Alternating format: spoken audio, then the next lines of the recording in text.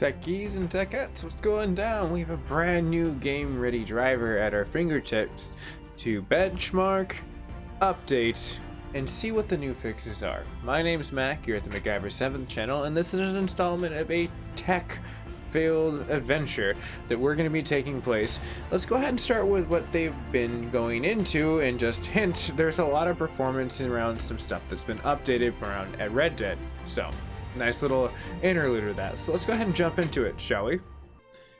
With him pulling up the Infinity Fabric, the Game Ready driver launches into a ready mode for as far as what it provides in the latest performance and optimization in the profile and fixes within Doom.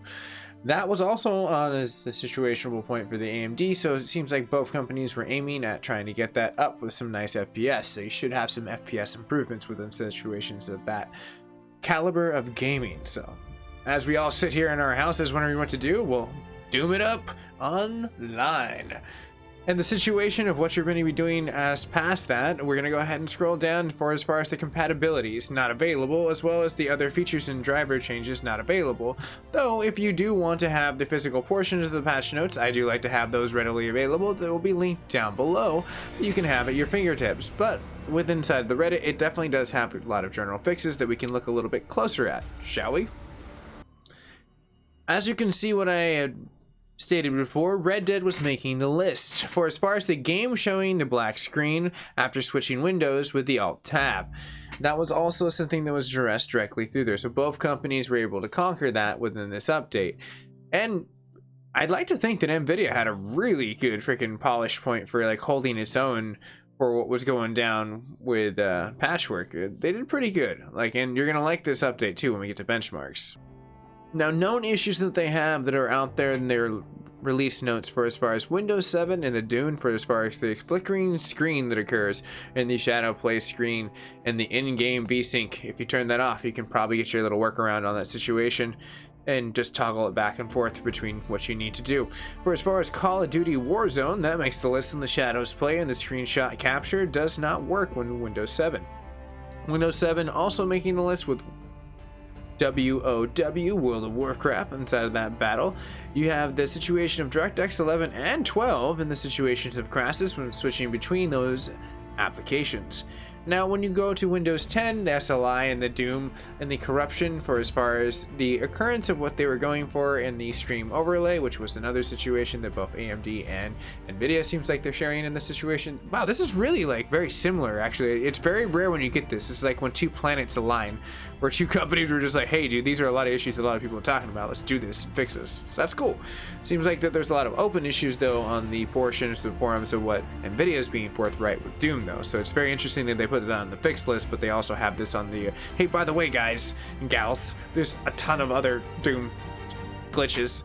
But the error occurs in the statements of the situation of capturing super resolution, the AI inside of that aperture and the images with what the analysis of what you're getting. Windows 10 also makes the list for as far as Dune filling up that list with the frame rates and it being cutting down in the Steam in-game FPS counter. The issues have been occurred in a non-Nvidia graphics card hardware as well, so this might be something that's a little bit more widespread than what we think. Looking at the Windows 10 inside the Dune HDR, the game flickers between the OS HDR off and on. For as far as the setting, to work around, enable the Play HDR in the app in the Windows 10 HD color settings menu. That should give you a fighting chance to see exactly what you want to do, but let's go ahead and take a peek at what Modern Warfare also is making a list for. You will have to situationally have it display white flashes when players approach a wall. That kind of sucks. It's like you've been flashbanged apparently. Call of Duty Modern Warfare also makes the situation of the freestyle just doesn't work. On top of that, Forza making the list again, the curb may display some black stripes on, well, that's actually a lot less than what they normally are on the list for. So they're actually making some kind of progress a little bit with that. It seems like the last update probably did well, but they were like, hey, look, we understand the curb still has that glitch. For as far as Zombies Arms and the Dead Army War 4, the situation of freestyle and the tabs are unselected, and that is an error that is very well open. For as far as Tom Clancy and his Vulkan support in the G-Sync, when players are utilizing the game in Vulkan mode and with G-Sync enabled, the flickering occurs after switching between the full screen windowed and the windowed mode. To work around, utilize the disableization of G-Sync or playing the API other than Vulkan. These are the patch notes that we've gotten to so far. On the bottom of this post, there are links that you can go, but those tend to be a little bit more confusing, but I totally got your back. Look in the description down below within this video, and you will definitely see. It's time for some benchmarks.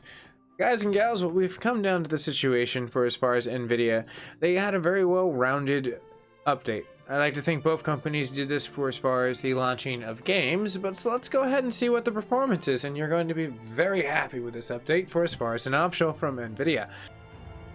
Award for overachievers inside of the situational update would be like the highlight of the tensor cores. They made very good use of the situation. As you can see, the 8000 in the graphics score shooting up to an 8136.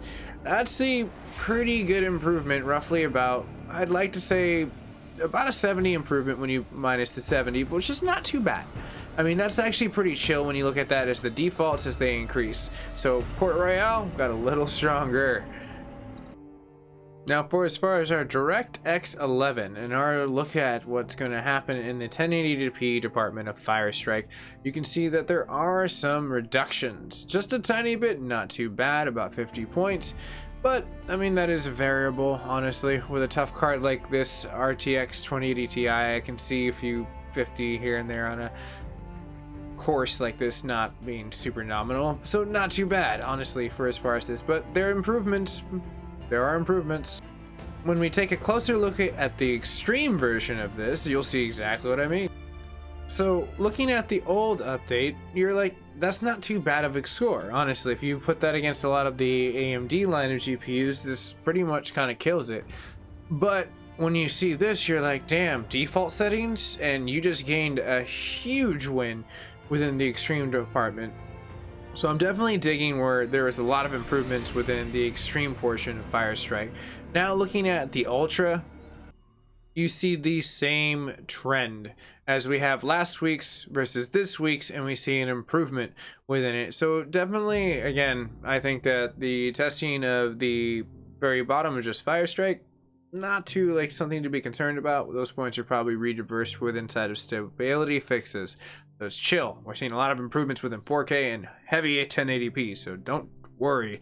Your video card's gonna work a little bit tougher. Now let's go to our DirectX 12. Within Time Spy, we see that the score starts out pretty good for as far as last week, and you see just a 1 point nominal variation of a drop right there. So I'm not really worried about that, but looking at the GPU score from the CPU score, this is where you start to see a little bit more of the synergy going towards the GPU where it's pushing it. So you're probably gonna get a little bit more graphical performances, and that's why I like running these, because you can definitely see where sometimes the graphics score will result something better depending on the way it's utilizing the drivers at hand and the synchronization of the ecosystem of like Windows or Linux or whatever OS you're utilizing is taking to run these situations FPS pixel for pixel. So looking at what the next is going to be in the extreme department, do we see changes? And this is where you see a pretty good hit. For as far as the step back inside the production value right there, you can definitely see that the 4K was a little bit tougher for as far as it's trying to work out there. But you're definitely getting, for as far as this update and what you're going to proportionally get for performance, seems like ray tracing is the hit for as far as what they've been polishing over, and FPS within heavy 1080p. Now 4K seems like it's running a little bit tiny bit ragged, but it seems like a lot of software writers are having issues with the Windows updates that have been rolling out. So if you're having issues, make sure that your Windows drivers are updated, your application that you're launching the game is updated within, as well as the physical GPU is within there. But I mean, there's always going to be issues, and that's why I like testing these drivers. So if you're new to the network, you can like, share, and subscribe. I appreciate your time invested. And if you do today, who knows? Maybe, just maybe, my, Radeon 7 might evolve into something cooler, and then my RTX card will go all Kaioken. That'd be cool, right? And then AMD and Nvidia could watch like a Dragon Ball Z episode that I'll like show. That's just their graphics cards going at it. But that needs to happen. I don't know. You'd have to subscribe to find out. But all tech humor aside, thank you so much. I'll see you guys and gals in the near future for more Nvidia patchworks for as far as the 442 inside of the 7.4 department. Should you download, I think it's pretty decent. For as far as the performances which you're getting, you're definitely getting a little bit more of a step up inside of there. Now you can definitely select some videos up above. One is what YouTube thinks you should watch, and one that I think you should watch. You should totally click them, see what's up, and hopefully you enjoy. I'll see you guys and gals in the near future, and have a fun day, keep safe, and most of all, keep gaming out there, ladies and gentlemen. It's a time to game, and that's a fun thing. Oh, if you're into Borderlands, I have a really cool Borderlands video out there you should check out. Later.